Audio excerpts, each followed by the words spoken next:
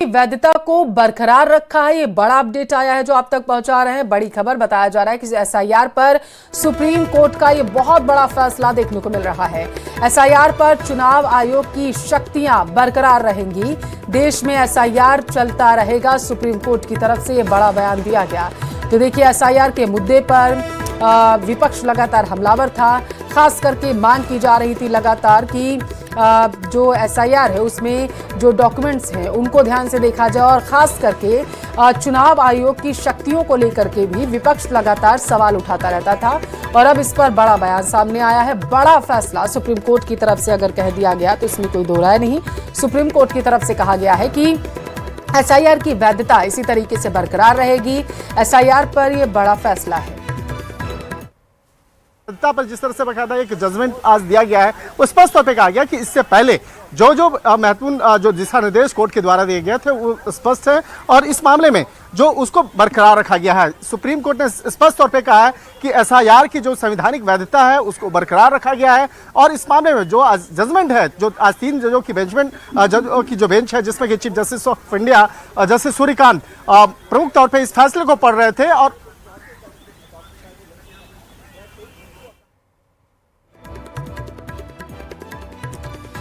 तो सुनवाई हुई है एसआईआर को लेकर के आज सुप्रीम कोर्ट में, और जो कुछ सामने निकल कर आया है वो जाहिर तौर पर बताया जा रहा है कि 2 सदस्यीय पीठ ने जैसे सुनवाई की है तो विपक्ष की मुश्किलें जो हैं वो कहीं ना कहीं बढ़ जाएंगी, क्योंकि विपक्ष लगातार आरोप लगा रहा था कि एसआईआर जो है वो जिस तरीके से किया जा रहा है वो एक पक्ष को कहीं ना कहीं फायदा पहुंचाने की कोशिश की जा रही है। और लगातार विपक्ष आरोप लगा रहा था कि जो चुनाव आयोग है वो भी केंद्र सरकार के अधीन होकर के काम कर रहा है, और एसआईआर भी केंद्र सरकार को फायदा पहुंचाने के लिए ही सरकार की तरफ से कराया जा रहा है। हालांकि देखिए, सुप्रीम कोर्ट में तमाम याचिकाएं लगाई गई थी सबके ऊपर, और अब जो सुप्रीम कोर्ट की तरफ से फैसला आया है सुनवाई के बाद, ये बेहद ही महत्वपूर्ण है। एसआईआर की वैधता बरकरार रहेगी, ये सुप्रीम कोर्ट की तरफ से कहा गया। बहुत बड़ा फैसला इसे सुप्रीम कोर्ट का माना जाएगा, क्योंकि अभी 2027 में उत्तर प्रदेश में चुनाव है, और अभी हालिया में पश्चिम बंगाल सहित 5 राज्यों में चुनाव हुए थे, और एसआईआर जो है वो प्रमुख मुद्दा यहां पर बन के निकल कर सामने आया था।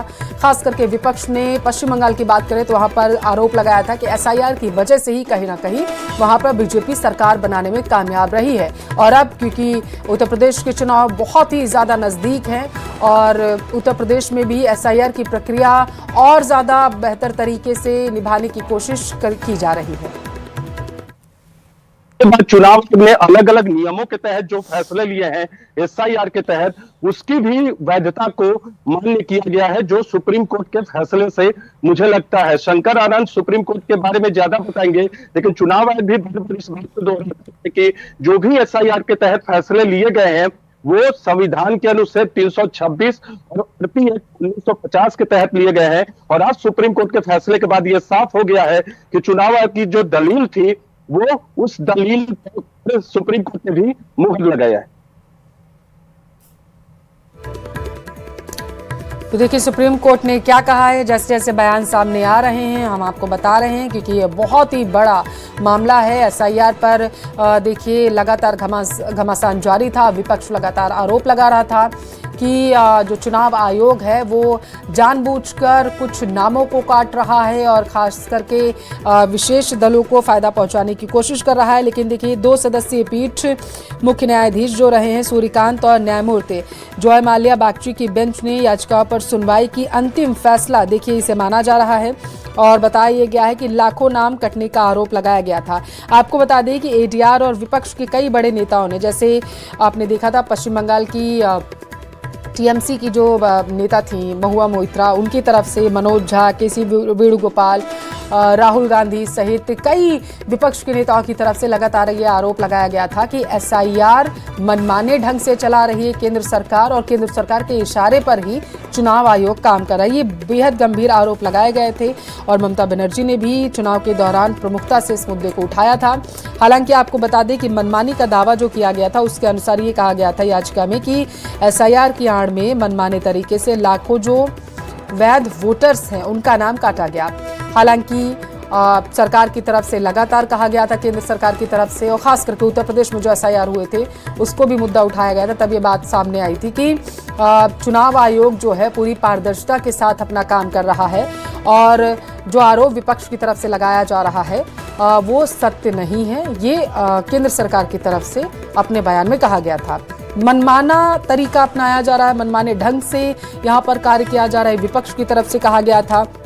अधिकारों की सीमा पर भी सवाल उठाया गया था। देखिए, आपको बता दें कि सुप्रीम कोर्ट यह तय कर चुका है कि क्या चुनाव आयोग के पास संविधान के अनुच्छेद 326 और जन प्रतिनिधित्व अधिनियम 1950 के तहत इस मौजूदा स्वरूप में SIR कराने की कानूनी शक्ति है या नहीं।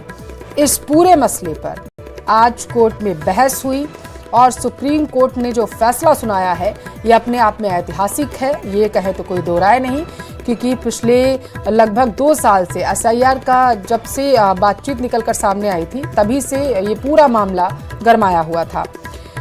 दरअसल प्रक्रिया पर रोक लगाने की मांग विपक्ष की तरफ से की गई थी और सुप्रीम कोर्ट ने इस प्रक्रिया पर रोक जो कहा गया था विपक्ष की तरफ से उस पर लगाने से फिलहाल के लिए तो मना कर दिया है।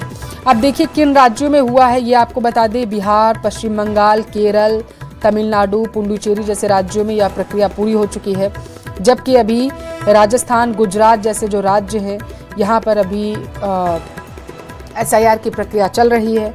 और यहाँ पर आपको बता दें कि बिहार में बीजेपी की सरकार, पश्चिम बंगाल में बीजेपी की सरकार, हालांकि केरल में असमंजस की स्थिति ज़रूर रही, लेकिन आरोप लगातार केरल में भी लगे बीजेपी के ऊपर कि SIR जो कराया गया वहाँ पर तो कहीं ना कहीं ये चुनाव आयोग केंद्र सरकार के इशारे पर काम कर रहा था। हालांकि आपको बता दें कि विपक्ष की तरफ से लगातार सवाल ज़रूर उठाए गए, लेकिन केंद्र सरकार ने अपना रुख स्पष्ट रखा है और जो सवालिया निशान चुनाव आयोग की निष्पक्षता पर खड़े किए जाते हैं, पारदर्शिता पर खड़े किए जाते हैं, उस पर यह बयान दिया गया था।